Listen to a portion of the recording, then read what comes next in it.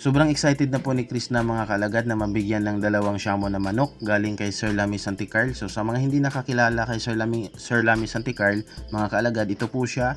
Yan, may hawak na dalawang manok. So siguro ito yung ibibigay niyang manok kay Chris na mga kalagad. So doon kasi sa, kung naalala nyo, sa nung nakaraang linggo, may ginawa pong video si Chris na kasama si Sir Lamy Santicarl. Dahil doon sa video na yun is challenge po tayo ni Sir Lamy, tayong mga supporters ni Krishna at mga kaalagad, challenge po niya tayo na kung i-follow daw natin ang kanyang FB page na ito, Sir Lamy Santicarl, ayan, at kung makaabot daw siya ng 10k followers ay bibigyan niya ng dalawang shamo na manok si Krishna, isang lalaki at isang babae. So sa nung araw na yon, nung kinasa ni Sir Lamy yung challenge na yon, ay 8,000 plus pa yung followers niya. So mga ilang araw lang naging 9,900 na yung followers niya, no? So kulang na lang unang 100 followers. So so mga kaalagad natin diyan, follow na kayo, no? So bukas na bukas baka maging 10,000 na maabot na niya yung 10,000 followers niya. So bukas na bukas, malaki ang posibilidad na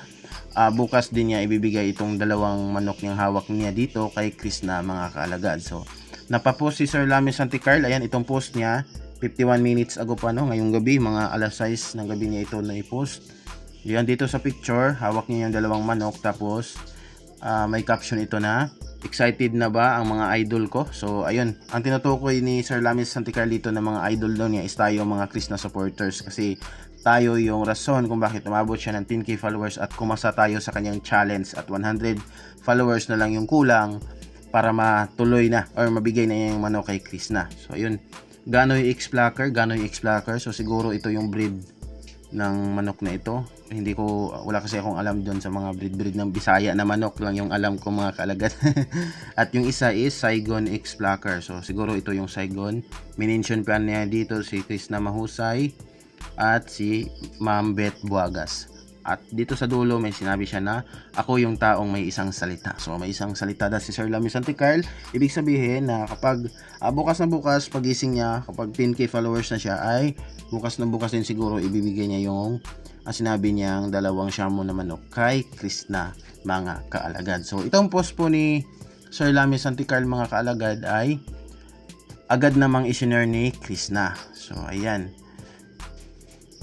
yan, sinare po ni Krishna. At sa caption naman ni Krishna, sabi niya dito na sobrang excited na ako. Ayan, sobrang excited na yung babae natin, mga kalagad. Follow nyo na mga lola ko para may new chicken nuggets na naman ako. Ayan, para daw may bagong chicken nuggets na naman siya. May shamo na din naman kasi si Krishna na nandun na sa kanyang farmhouse. So siguro, ito kasi si Sir Lamy Santicarl, napansin ko dito sa kanyang cover photo is siya, ito talaga yung negosyo niya. Seller siya ng mga manok.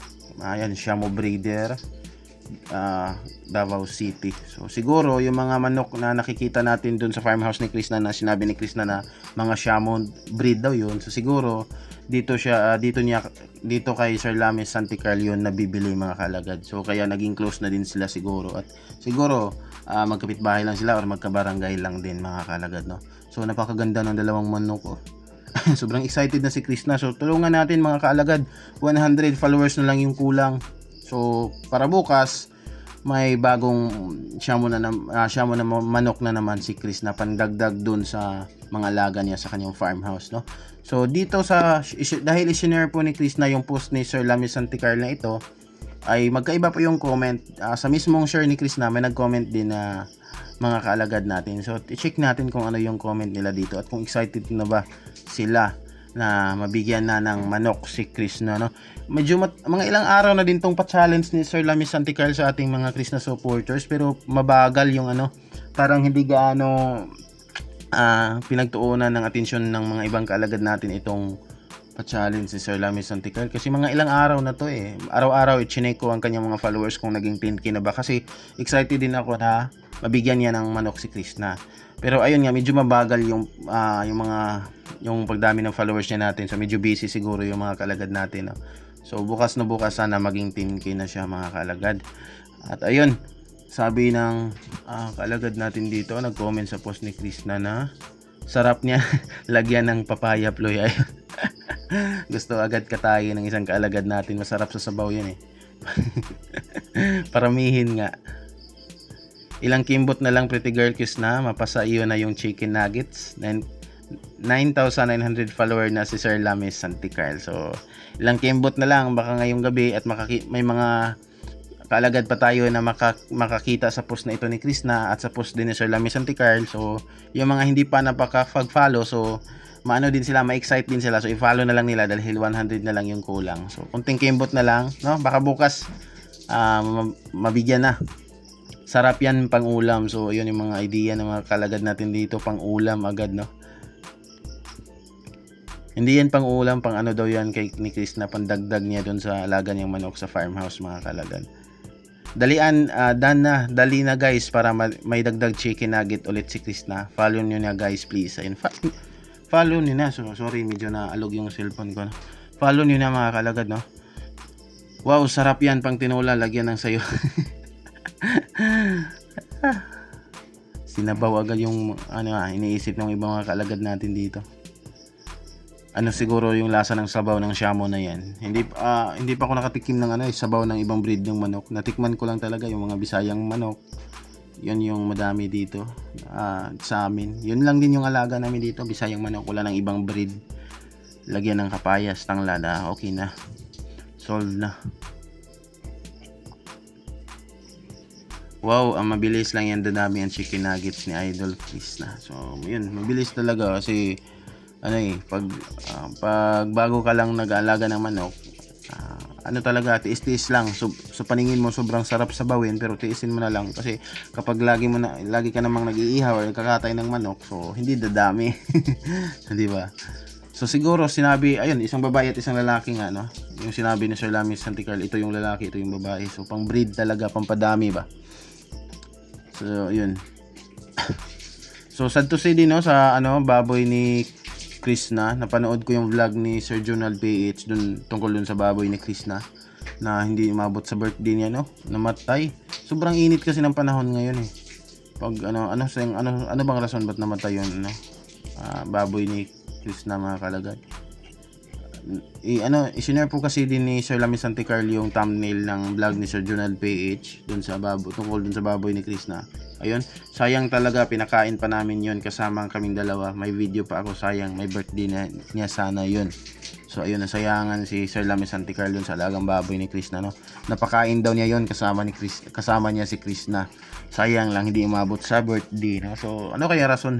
Pero talaga kapag mainit yung panahon, medyo delikado talaga yung baboy pag hindi mo nalipasan mo ng pagpainom ng tubig, no? Sayang. malapit na naman yung birthday ni Krishna. So ano yung opinion kaya natin, yung mga kalagad natin dito sa pumanaw na baboy ni Krishna? Yung kulungan ng baboy, hugasan nila ng sabon na may Clorox. Hindi ba malalason yung baboy na doon? Kasi yung baboy, mahilig siya mahilig siya mag kit doon sa kulungan, gilid ng kulungan niya. Baka maano niya yung Clorox o magkagat-kagat doon sa gilid ng kulungan niya, di ba? Di ba delikado yung Cloro na may Clorox, sabon na may Clorox. Pero siguro subok na rin yan itong kaalagad natin na nag-comment na ganyan ito ang gawin ba. Para iwas sakit sa baboy, paliguan nila sabunan kapag naglilinis sila sa kulungan. Nagkasakit. Ilagay na lang sa kulungan at wag nang ilabas, kawawa naman at sayang. Nabilad, nabilad nga ni, kaya di kinaya at bali napabayaan. Wag agad-agad may sakit, kaya lang sayang di na umabot sa birthday ng ating idol. We love Krishna, pero tuloy lang, soko lang day Chris. Sayang, no? Mga na din, parang wala pang 2 buwan yung pagpakain ni Krishna doon sa baboy na yun. Malaki na, no? So ayun lang po mga kaalagad for this video. Gusto ko lang ipaalam sa inyo na sobrang excited na ni Krishna, no? Base sa kanyang post ngayong gabi na ayun nga, sobrang excited niya na magkamanok siya galing kay Sir Lamis Santicarl. So ayun, kulang na lang ng 100 followers. Yan, mag-follow na kayo si Sir Lamis Santicarl para ibigay niya yan tuluyan itong dalawang manok na hawak niya kay Krishna, mga kalagad. So maraming salamat for this video, at kung gusto niyo yung mga ganitong update, yung mga update nila sa mga kanilang mga post sa FB, subscribe my YouTube channel at i-like itong video at maraming salamat po.